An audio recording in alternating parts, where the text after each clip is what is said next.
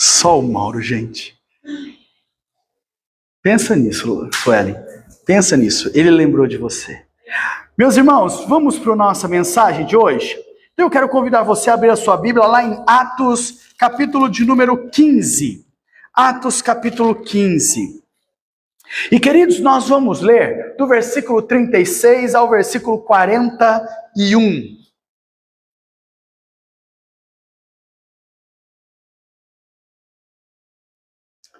Atos capítulo 15, do versículo 36 ao versículo 41.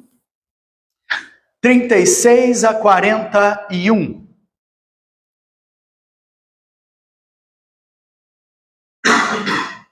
Atos 15, 36 a 41.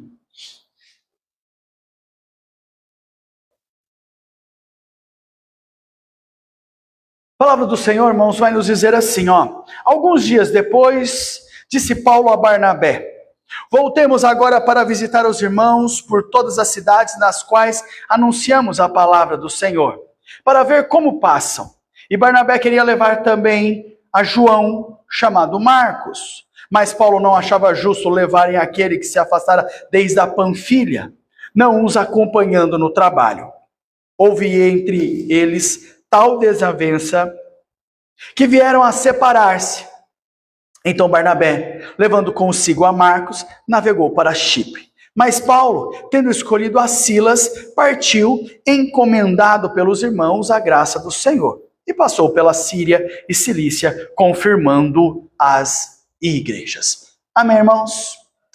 Queridos, nós estamos falando sobre personagens do Novo Testamento. Lembra? Nós estamos aí hoje entrando no 13º personagem do Novo Testamento.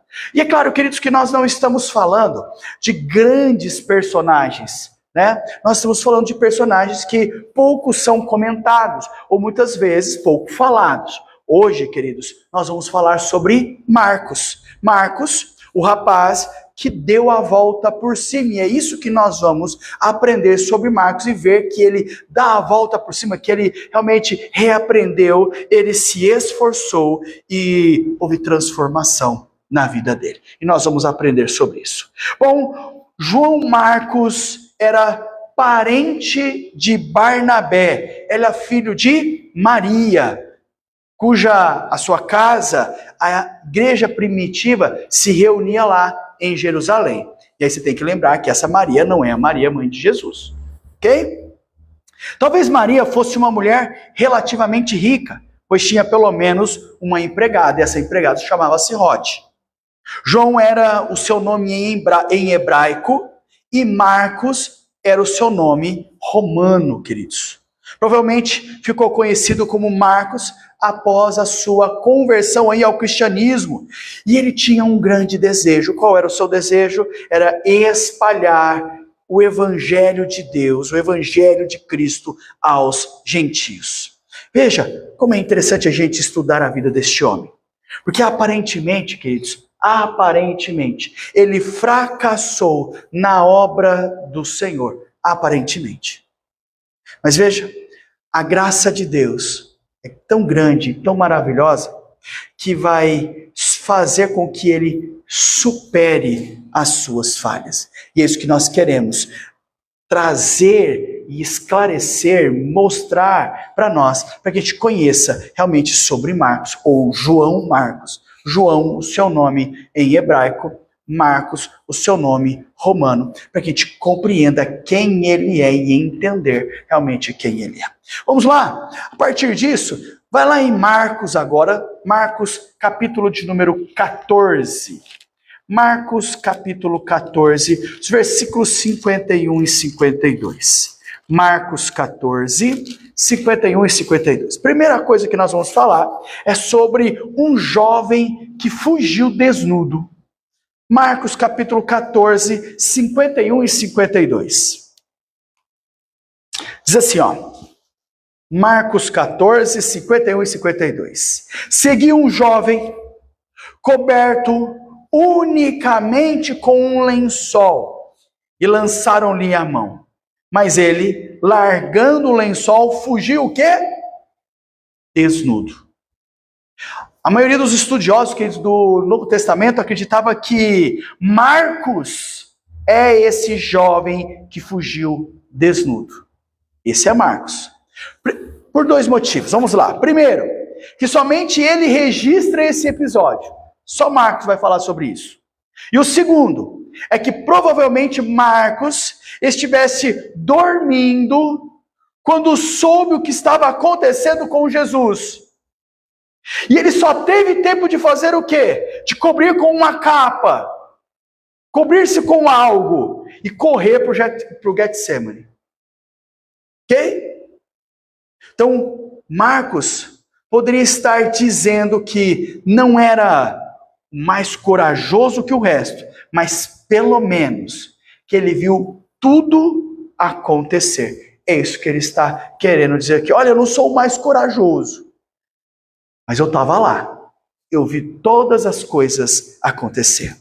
O que é impressionante é que João Marcos, tá? Mesmo mal vestido, ele estava seguindo a Jesus. Ele estava ali na chamada Via Crucis. Quem sabe, olhando aí de longe, mas ele estava o quê? Seguindo a Cristo.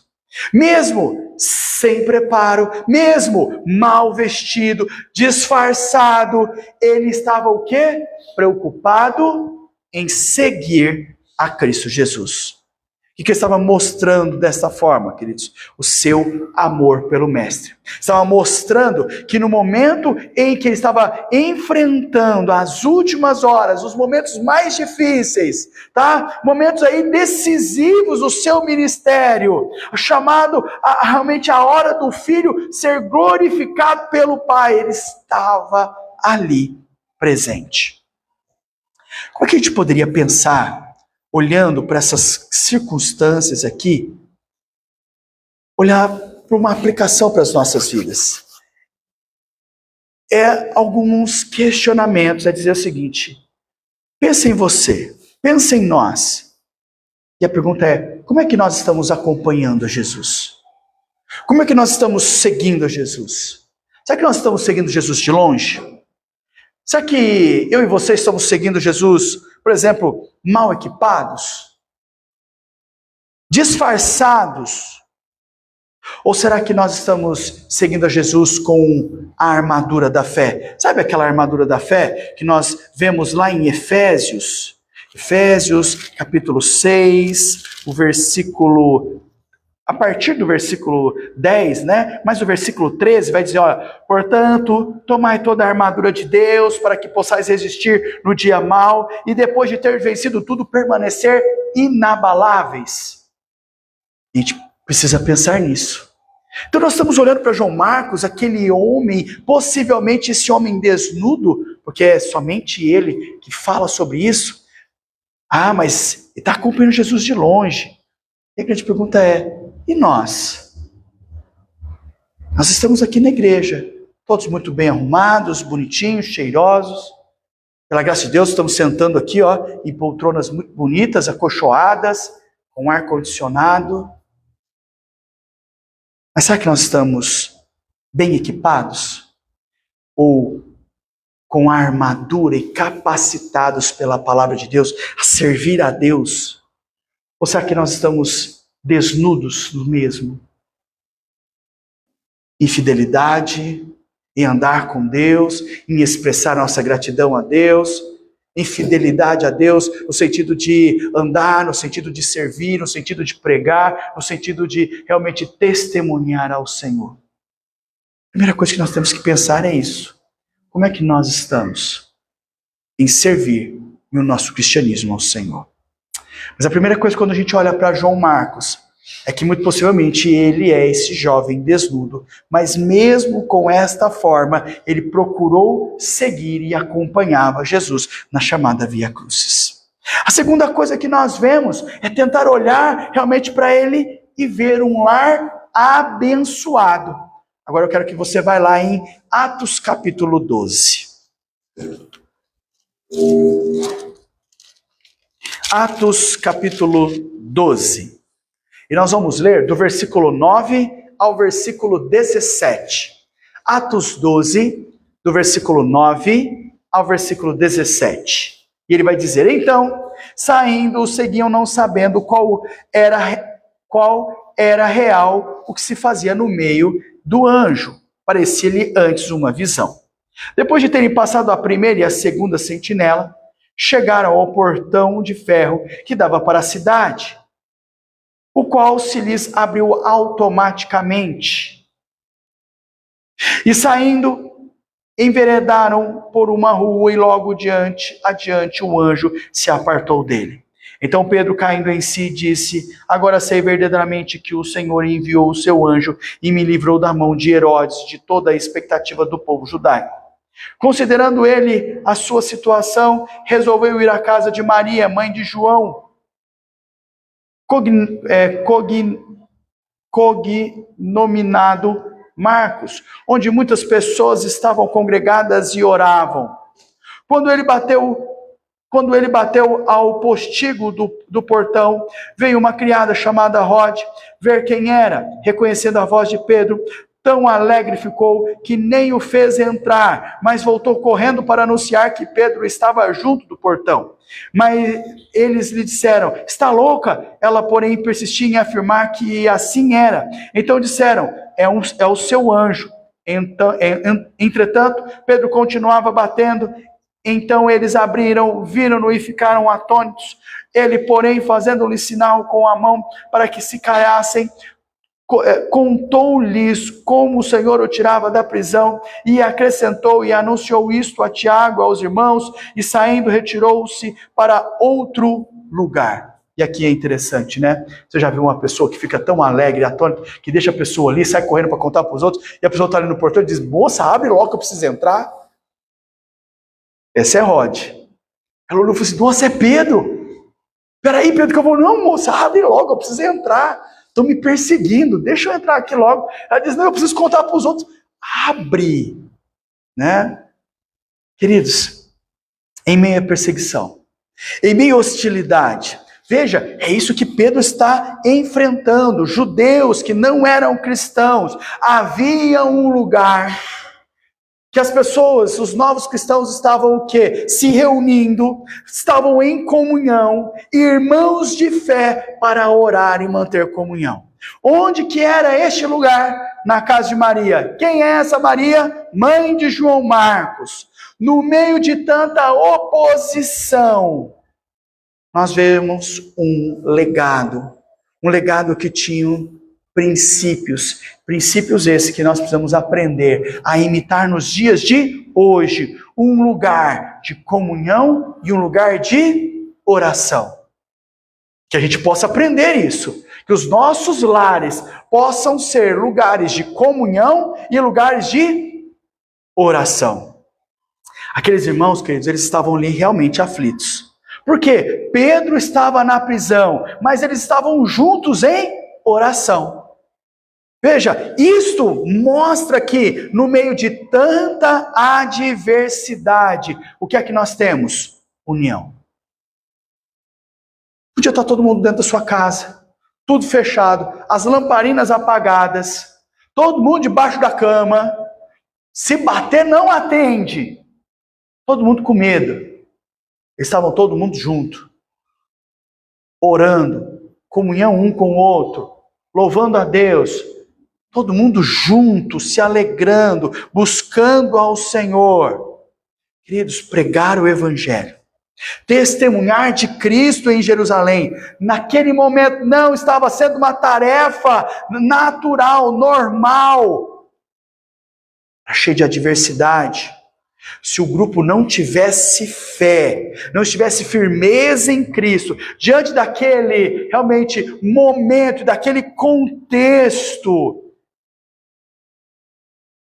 era realmente difícil. Abra sua Bíblia aí em Atos, capítulo 6, versículo 7, diz que aquele contexto de adversidade, de perseguição, olha o que nós vemos com crentes que queriam viver verdadeiramente a palavra do Senhor. Diz: crescia a palavra de Deus, e em Jerusalém se multiplicava o número dos discípulos. Também muitíssimos sacerdotes obedeciam o quê? A fé. Por quê? Porque mesmo diante das adversidades, as pessoas mantinham a sua comunhão, buscavam o conhecimento de Deus, oravam, viviam uns com os outros. O povo judeu se encontravam com muita dificuldade, aceitavam Jesus como Salvador. Imagine os líderes, imagine os sacerdotes. Nós estamos falando realmente de pessoas que eram testemunhas fiéis, que estavam fazendo a obra de Deus, e testemunhas fiéis evidencia que Deus os usa para realizar e fazer a sua obra. E, queridos, Deus faz a obra nos corações de quem for. Guarde isso no seu coração. Deus usa homens e mulheres, servos e servas, e realiza a sua obra onde for e no coração de quem for. Olha só, Romanos capítulo 9, versículos 14 a 18 diz: que diremos, pois? A injustiça da parte de Deus? E a expressão é: de modo nenhum.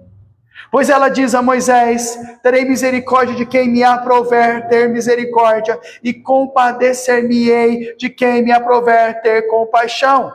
Assim, pois, não depende de quem quer ou de quem corre, mas de Deus, mas de usar Deus a sua misericórdia. Até aí é o suficiente. Queridos, veja, a grande questão não é de quem fala. Então, não é porque o pastor Fábio que prega a palavra de Deus é que as pessoas são transformadas.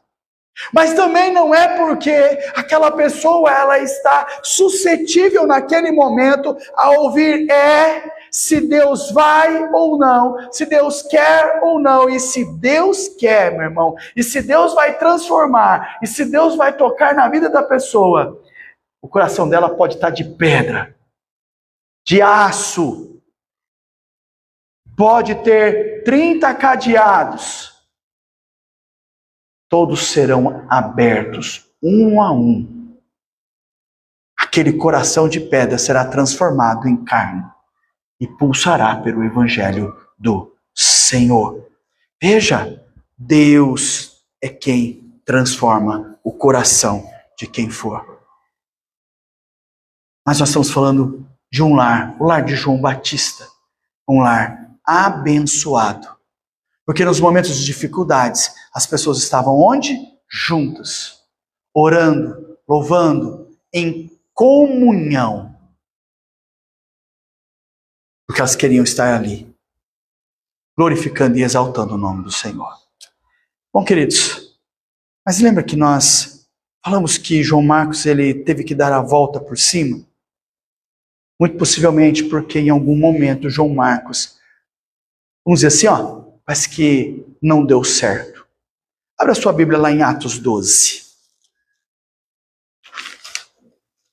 Atos 12, versículo 25. E aí nós vamos até o capítulo 13, versículo 13. Atos 12, 25 até 13, 13. Capítulo 13, versículo 13. Diz assim, Barnabé e Saulo, cumprida a sua missão, voltaram de Jerusalém, levando também consigo a João, apelidado Marcos.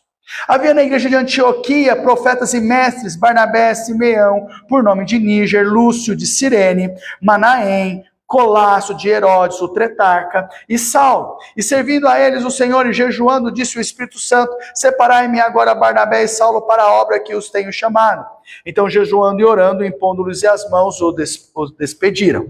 Enviado, pois, pelo Espírito Santo, desceram a Seleucia e dali navegaram para Chipre. Chegando a Salamina, anunciaram a palavra de Deus nas sinagogas judaicas, tinham também João como auxiliar. Havendo atravessado toda a ilha até Pafos, encontraram um certo judeu mágico, falso profeta, de nome Bar Jesus, o qual estava com o precônsul Sérgio Paulo, e que era homem inteligente. Este, tendo chamado Barnabé e Saulo, diligenciava para ouvir a palavra de Deus, mas opunha-se-lhes Elimas o mágico, porque assim se interpretava o seu nome, procurando afastar da fé o procônsul. Todavia, Saulo, também chamado Paulo, cheio do Espírito Santo, fixando nele os olhos, disse: ó filho do diabo, cheio de todo o engano e de toda malícia, inimigo de toda justiça, não cessarás de perverter os retos caminhos do Senhor? Pois agora, eis aí, está sobre ti a mão do Senhor, e ficarás cego, não vendo o sol, por algum tempo. No mesmo instante, caiu sobre ele névoa e escuridade, e andando à roda, procurava quem o guiasse pela mão. Então o procônsul, vendo o que sucedera, creu, maravilhado com a doutrina do Senhor. E navegando a Pafos, Paulo e seus companheiros dirigiram a Perge da Panfilha. João, porém, apartando-se deles, voltou para Jerusalém. Ok? Veja só, nós estamos falando do quê? Em companhia do seu tio Barnabé, lembre-se, Barnabé é tio de João Marcos, ele vai acompanhar Paulo na sua primeira viagem missionária, que vai até Perge, onde Marcos vai voltar. É isso que nós vemos, Atos 13:13. E veja, mesmo que você leia os versículos depois disso, você não vai ter motivo declarado aí. Rejeitado por Paulo para a segunda viagem missionária, ele e Barnabé partiram para Chipre. Vamos lá? Você está em Atos? Vai ao capítulo 15. Olha os versículos 38 a 40. Ele diz: mas Paulo não achava justo levarem aquele que se afastava desde a Panfilha, não os acompanhando no trabalho. Estava falando de quem? De Marcos ou de João Marcos. Houve entre eles tal desavença que vieram a separar-se. Então, Barnabé, levando consigo a Marcos, navegou para Chipre, mas Paulo, tendo escolhido a Silas, partiu, encomendado pelos irmãos à graça do Senhor, e passou pela Síria, Cilícia, confirmando as igrejas. Olha só, então Paulo e Barnabé não bateram as ideias, porque um falava assim, não dá, fomos abandonados. Mas ninguém está dizendo aqui foi um motivo. Então, Paulo pegou Silas e foi para um lado, Barnabé pegou João e foi para outro lado. Queridos, nós ignoramos aí o que aconteceu realmente com João em relação ao seu fracasso missionário.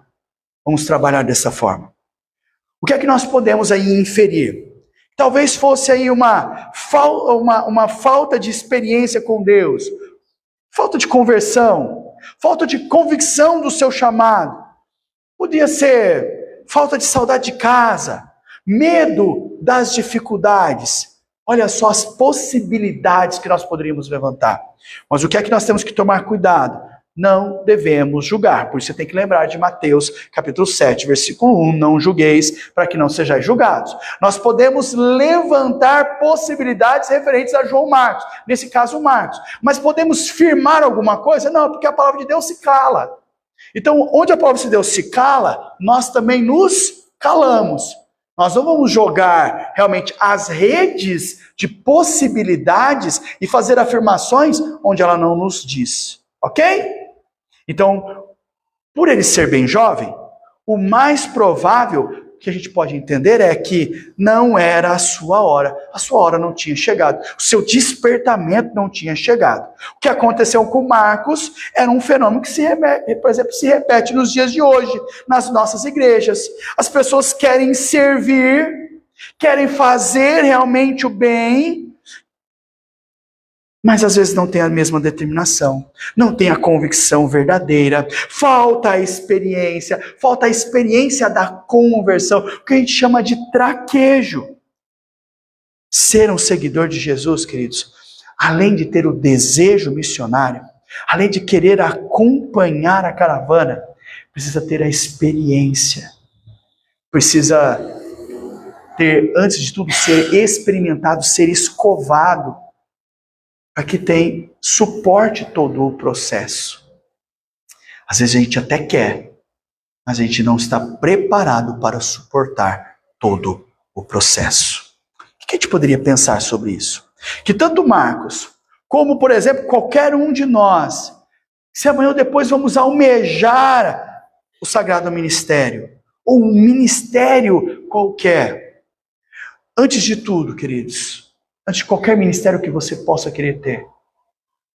E às vezes você pode pensar em ser pastor, um evangelista, um missionário, um presbítero, um diácono, um professor da escola dominical, alguém que vai ser líder de algum ministério, um missionário, uma missionária. Queridos, antes de tudo, o que eu e você precisamos é de sermos crentes.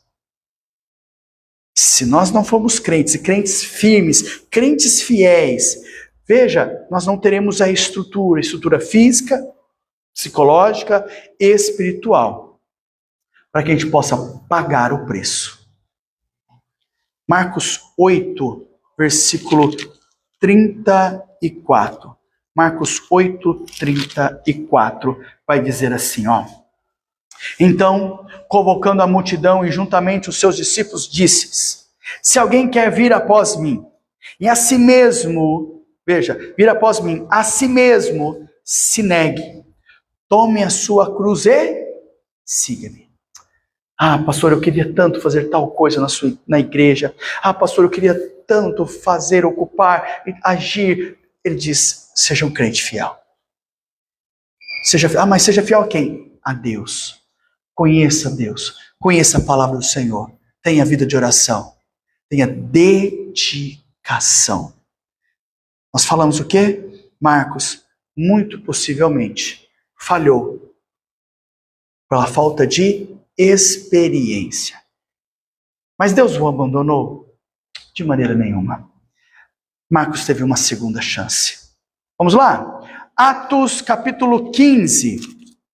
Atos 15, olha os versículos 36 a 39, diz assim: alguns dias depois, disse Paulo a Barnabé, voltemos agora para visitar os irmãos para todas as cidades nas quais anunciamos a palavra do Senhor, para ver como passam. E Barnabé queria levar também João, chamado Marcos, mas Paulo não aceitava justo levarem aquele que se afastava desde a Panfilha, não acompanhando no trabalho. Houve entre eles tal desavença que vieram a separar-te. Então Barnabé, levando consigo Marcos, navegou para Chipre. Depois disso, queridos, 2 Timóteo.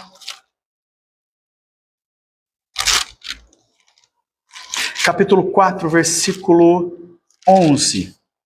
2 Timóteo, capítulo 4, versículo 11 diz: somente Lucas está comigo. Toma contigo Marcos. Sabe quem é que está falando aqui em 2 Timóteo? Paulo. É Paulo que está escrevendo. E ele diz assim, olha, somente Lucas está comigo. Toma contigo Marcos. Sabe quem é esse Marcos? João Marcos.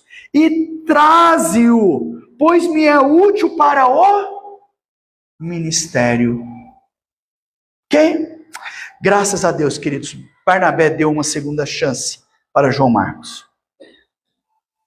Paulo e Barnabé estavam prontos para iniciar a segunda viagem missionária. Barnabé estava querendo levar Marcos. Marcos, aquele que na primeira viagem tinha por alguma razão voltado. Não conseguiu continuar. Porém, Barnabé enxergava nele potencial. Enxergava na vida dele algo que Paulo naquele momento não enxergava. Paulo não tinha a mesma convicção de Barnabé.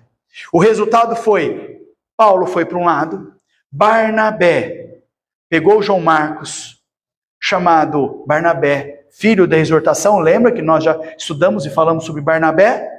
E levou para Chipre, dando o quê? A ele uma segunda chance.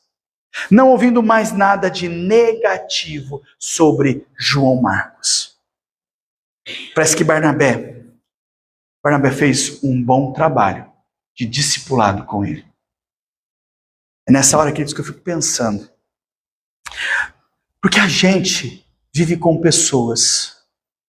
E as pessoas falham. As pessoas erram. Nem sempre as pessoas acertam na primeira. E nem na segunda. Ou na terceira. Já pensou se Barnabé tivesse deixado João Marcos? O preço de acompanhar o mestre de longe.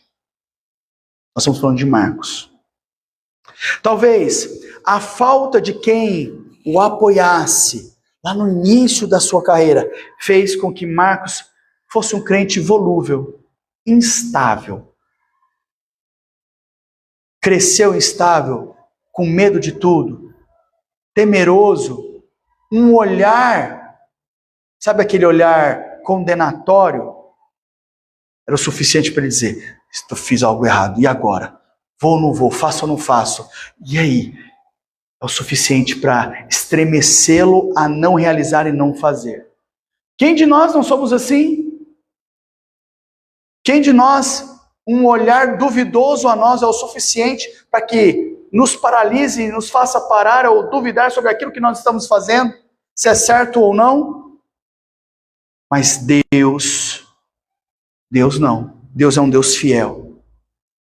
E este Deus fiel nos faz e nos molda para que eu e você sejamos fiéis. Deus nos leva ao lugar lá dos nossos fracassos. Mas não foi numa viagem missionária?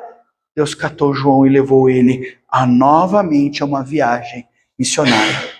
Para que ele fizesse o quê? Tudo de novo, outra vez, mais uma vez. E quantas vezes nós que somos mais velhinhos, os nossos pais cataram a gente e diz, vai lá, faz de novo. Ou quantas vezes você que é pai, catou o seu filho e disse que caiu, se estrumbicou, errou, falhou, você disse, vai lá, faz de novo. O Bruno, queridos, trabalha lá no Aras, tem as meninas que adoram andar de cavalo. Põe no cavalo, fez errado, caiu. A menina chorou, o que você faz? Ó, é assim, põe em cima, não tem medo. Vai e faz de novo. E às vezes precisa repetir 5, 10, 15. A mãe está lá e diz assim, Bruno, deixa disso. Eu não aguento mais ver. Ele diz, tem que fazer porque precisa perder o medo, precisa aprender. Porque se cair e não ficar com medo, o que vai acontecer? Não vai de novo. Vai fazer tarefa. Errou, apaga. É 1, é 2, é 30, é 50. Faz de novo. Até aprender. Só não pode pôr o cinto do lado, viu, gente? Não faça isso, traumatiza. Traumatiza nada. Traumatiza não. Quantos de nós não aprendeu assim? Estão tudo traumatizado aí. Super. Queridos, o que acontece? Nós precisamos entender os tempos e nós precisamos compreender que às vezes as pessoas não estão preparadas. Mas se você desistir, se a gente desistir das pessoas, aí sim, elas vão se acharem a pior pessoa do mundo. Dá o tempo e volta para elas. Porque elas querem as mudanças. As pessoas querem mudar. E as pessoas que querem mudar, você precisa continuar o quê? Investindo. E olha só, Deus transforma a vida das pessoas. Deus transforma e com êxito a vida das pessoas. Novamente volta. Pode transformar as suas faltas, o seu erro, corrigindo e tendo sucesso. Foi isso que João Marcos pôde fazer. Foi assim, por exemplo, com Moisés na volta ao Egito, com Jacó na sua luta com Deus.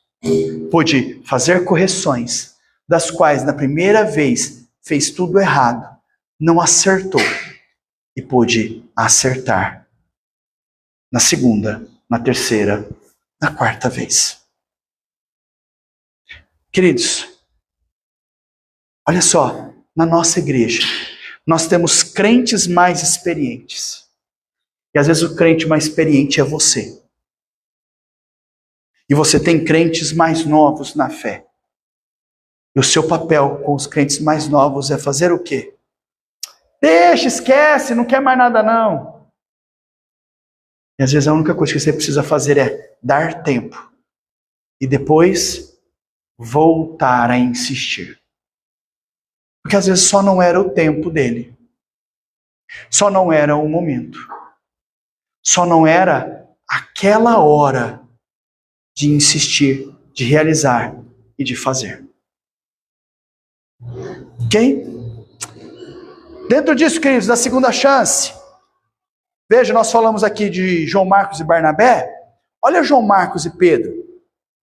Quando você olha para 1 Pedro, e nós lemos isso lá, ó, 1 Pedro, capítulo de número 5, o versículo 13, ele vai dizer assim para a gente, ó, aquele que se encontra na Babilônia, também eleita, o saúda com igual modo, meu filho Marcos.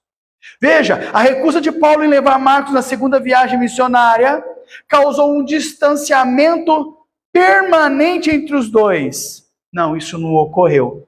Durante os últimos... Desculpa. O que a gente está falando aqui? De Pedro. Deus operou de forma maravilhosa. Sabe por quê? Porque Pedro olha para Marcos e fala para Marcos, um filho na fé. E quando você olha para Paulo, nessa recusa, parece que foi o quê? Totalmente um distanciamento? Não, não foi um distanciamento. Parece que Paulo não queria mais ver Marcos nem pintar de cor de rosa na sua frente, muito pelo contrário. Paulo de maneira nenhuma o rejeitou, muito pelo contrário, o que nós vemos no texto, nós já lemos isso, nós vimos lá, quando nós olhamos em 2 Timóteo capítulo 4, versículo 11, ele diz, me chame Marcos, porque ele vai me ser útil. Quando nós olhamos, por exemplo, em Colossenses capítulo 4, versículo 10, nós vamos ver, Colossenses 4, versículo 10, ele vai dizer, saúdo-vos Aristarco, prisioneiro comigo, e Marcos, primo de Barnabé, sobre quem recebesses instruções, se ele for ter convosco, acolhei-o. Ele diz, olha, ele vai, se ele chegar aí, acolhe. Quem? Marcos. Ó, Marcos, sobrinho de Barnabé. Então ele está dizendo, olha, Paulo está escrevendo a carta de Colossenses, dizendo, vou mandar vocês aí um homem de Deus. Acolhe e escuta a vida deles. Depois disso, 2 Timóteo capítulo 4, versículo 11, ele diz, manda Marcos vir me ver, vir me encontrar, porque ele é útil para mim na obra, no ministério. Olha a mudança. Marcos, antes um estorvo, Marcos agora é uma bênção na obra do Senhor e útil até mesmo para Paulo, que antes não queria nem levar ele na obra missionária. Queridos, o que é que nós vemos? Uma mudança, uma grande transformação. A segunda chance que Marcos teve foi uma obra transformadora, tanto para a vida dele, como também para a obra realmente transformadora. Caminhando, queridos, para o final. Marcos é o autor do segundo evangelho. Mateus, Marcos. Marcos, ele contribuiu muito para o crescimento da igreja no primeiro século. Veja, apesar de não ter se destacado tanto como na liderança da igreja, como a gente vê, por exemplo, com Paulo, Pedro, ou até mesmo Tiago, mas ele impacta a igreja, depois ele vai impactar o mundo inteiro com o seu evangelho, por ser o primeiro. Marcos foi o primeiro evangelho a ser escrito, por mais que ele seja sucinto, mas ele foi o primeiro a ser escrito. Ele é o menor, tá certo? Mas o evangelho escrito por Marcos tem narrativas rápidas, dinâmicas, progressivas. São as informações neles contidas, são o que tem maior rapidez, tá? Não perde a essência, são as mais importantes, tá? De acordo com, por exemplo, as tradições, com vários realmente comentaristas, tá? Direciona o povo romano, apresenta Cristo como o servo realmente do Senhor, o enviado para uma obra específica de Deus. Então nós vemos que ele tem aí um grande propósito, cumpre um grande propósito diante da obra salvadora de Deus. Concluindo então, queridos, depois de tudo isso que nós vimos sobre a vida de João Marcos, sabe que isso cabe a cada um de nós? É fazer uma reflexão muito séria sobre a nossa atitude em relação às pessoas. Veja, as pessoas que aparentemente fracassaram na obra do Senhor. Eu sempre gosto de pensar que são as pessoas que aparentemente fracassam diante das nossas opiniões, dos nossos achômetros. ou das nossas percepções? E sempre a pergunta é, diante de João Marcos, estamos dispostos a dar uma segunda chance a cada uma delas? Para que elas mudem, sejam transformadas? Porque eu fico pensando que a gente não é perfeito. E nós vamos falhar. E eu costumo dizer isso sempre aos irmãos. Não apoie a sua fé na minha vida. Porque eu sou igualzinho você, limitado, falho e pecador. Porque se a sua fé estiver apoiada em mim, no dia que eu pecar e cair, a sua fé cai comigo. A sua fé tem que estar amparada em Cristo. Porque Ele nunca vai falhar. Porque quando você falhar, e você vai falhar, sabe que vai ter alguém disposto a estender a mão para você também? Da mesma forma que você tem estendido a mão às pessoas à sua volta? Feito a mesma coisa que você tem feito às pessoas à sua volta? Sabe que nós estamos dispostos a exortar, a edificar, a corrigir? Sabe que nós estamos dispostos a recebermos exortação, a querermos correção, a sermos corrigidos, e nos corrigirmos também? Queridos, lembre-se, se nós estamos dispostos a darmos a volta por cima, nós temos que estar dispostos a firmar as nossas vidas no Senhor e andar com o Senhor e a estar prontos a servir o Mestre. E o Mestre é Cristo Jesus. Certos? Que Ele transforma, que Ele renova, que Ele restaura e que Ele nos coloca de pé. Amém, irmãos? Que Deus seja generoso a cada um de nós, cuidando e abençoando e nos fazendo fortes para toda boa obra do Senhor. Amém, irmãos? Vamos nos colocar em pé, queridos? Vamos encerrar nosso culto de louvor e adoração ao Senhor, orando e recebendo a bênção de Deus nas nossas vidas. Grandioso Deus, muito obrigado. Obrigado, Senhor Deus, por estarmos na Tua casa nesta noite. Obrigado, Senhor Deus, por ouvirmos a Tua palavra e sermos impactados, transformados, sermos, Senhor Deus, realmente direcionados a mudarmos, refletirmos, pensarmos diferente, agirmos diferente na nossa vida cristã. Sermos solícitos e amar o próximo e amar ao Senhor de forma a agirmos como cristãos verdadeiros e aprendermos a Tua palavra e aplicarmos, Senhor Deus, de forma de dia a dia vivermos a Tua salvação e a Tua palavra de forma digna. Usa os Teus servos, Pai. Lapida os Teus servos. Sejamos, Senhor Deus, a mudança que nós queremos ver nos nossos lares, nas nossas vidas, na nossa igreja. Que ao invés de olharmos para o próximo, antes de tudo olhemos para nós mesmos. Que sejamos, Senhor Deus, a exemplo de João Batista, que tenhamos condições de mudar, moldar, e sermos bênção na vida da nossa igreja, bênção na vida das pessoas que estão à nossa volta. Sejamos luz onde nós estivermos. Sejamos luz, Senhor Deus, na nossa casa, nos nossos trabalhos. Luz, Senhor Deus, para as pessoas que estão à nossa volta, que precisam do Teu Evangelho. Luz, ó Pai, para abençoar. Põe a Tua mão sobre o Teu povo. Anima e acende, Senhor Deus, cada vez mais vidas para a Tua obra graciosa e maravilhosa.